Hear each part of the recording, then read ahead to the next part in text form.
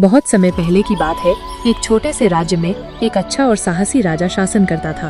राजा का नाम विजय था। वह अपने राज्य में खुशहाली और शांति बनाए रखने के लिए बहुत प्रयास करता था। उसके राज्य में सभी लोग खुश रहते थे, लेकिन एक दिन राजा को एक बड़ी समस्या का सामना करना पड़ा। राज्य के जंगल में एक खतरनाक शेर आ गया था, जो लोगों को डराता और उनका शिकार करता था। शेर का आतंक बढ़ता जा रहा था और राज्य के लोग बहुत डर गए थे। राजा ने अपने सैनिकों को शेर का पीछा करने भेजा, लेकिन शेर इतने ताकतवर थे कि कोई भी सैनिक उसे पकड़ नहीं सका। एक दिन राजा विजय ने सोचा, अगर हमें इस शेर का मुकाबला करना है तो हमें डर को मात देनी होगी। राजा ने अपने किले से निकलने का फैसला किया और अकेले ही शेर के इलाके में जाने का मन बनाया। उसके साथ केवल कुछ विश्वास पात्र सेवक थे। राजा विजय जंगल में घुस गया और धीरे धीरे शेर की आवाज सुनाई दी। राजा ने पूरी हिम्मत जुटाई और शेर का सामना किया। शेर राजा को देखकर गरजते हुए उसकी ओर बढ़ा।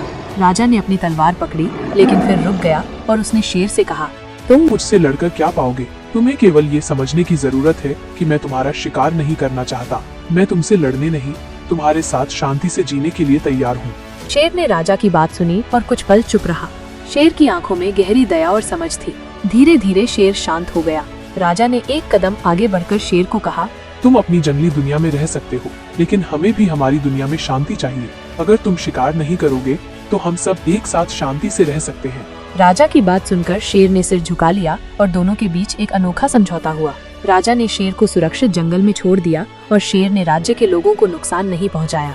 राजा विजय और शेर की इस दोस्ती की कहानी पूरी दुनिया में प्रसिद्ध हो गई। लोग कहते थे कि कभी कभी डर से नहीं, बल्कि समझदारी और दया से भी बड़ी समस्याओं का हल निकाला जा सकता है। सीख: समझदारी और दया से ही हम किसी भी मुश्किल को हल कर सकते हैं।